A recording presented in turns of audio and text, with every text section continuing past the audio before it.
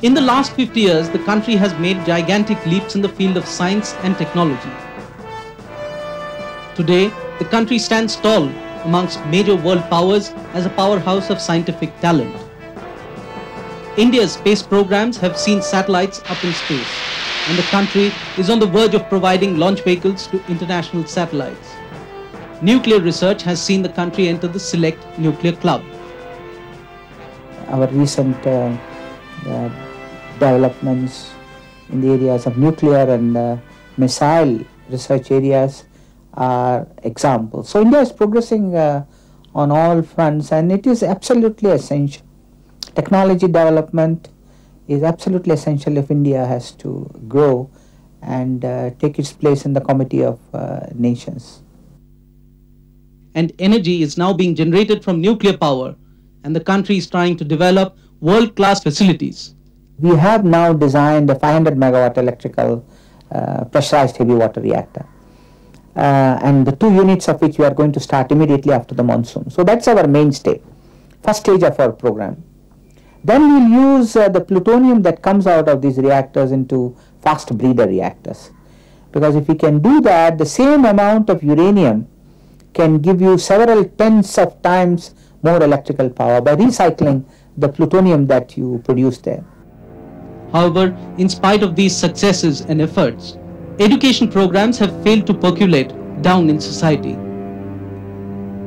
Illiteracy coupled with spiraling population has led to widespread unemployment. Many observers believe that the inability to check population retarded the country's growth in many a sphere. Hunger, poverty and social backwardness have been directly linked to the rising population. India's population, which is touching nearly 1 billion, is still rising at an alarming rate. However, some feel that population is increasing due to the lack of proper development and the inability of the country to provide economic self-sufficiency to the poorer sections of society. Answer to overpopulation, therefore, is indeed development. Open up our economy, create jobs, let Indians invest, let foreigners invest, let our people have a chance to take their own future in their own hands, earn money, look after their own families. They will then stop having children in these numbers because they won't need them that much, and because they'll want to look after the ones they have better.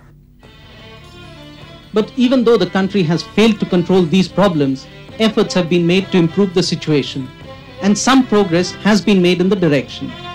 India has become an economic entity, if not a superpower.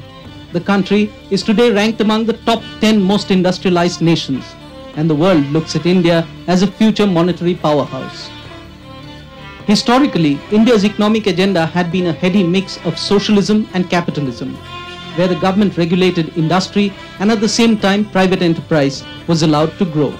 If you were to go back in the days and went through the debate was overwhelmingly in favor of industry-led planning of the temples of modern India, the dams, the need for greater electricity, the need for more steel. The system was the need of a newly independent, economically backward nation. However, what India's first political masters could not foresee was the kind of corrupt or parallel economy this system generated. Analysts believe that the system gave rise to the Neta Babu Raj, a mechanism through which one could bypass regulatory bureaucratic hurdle through the back door. The license quota Raj raised corruption at high places, and the economy suffered major monetary losses. It was in the general backdrop of this situation that India decided to change tracks in 1991. License quota policy was eased out and the socialist inhabitations were shed. International giants entered the country and Indian corporates went global. India's information technology industry prospered and the country's foreign exchange reserves shot up. Since then, the country has been striving to succeed on the road to economic prosperity. In its 50 years, the nation has faced many a problem, suffered setbacks and won acclaim. It has achieved the impossible and at times lost out on the possible. At 50, the country has more to boast than to feel sorry about.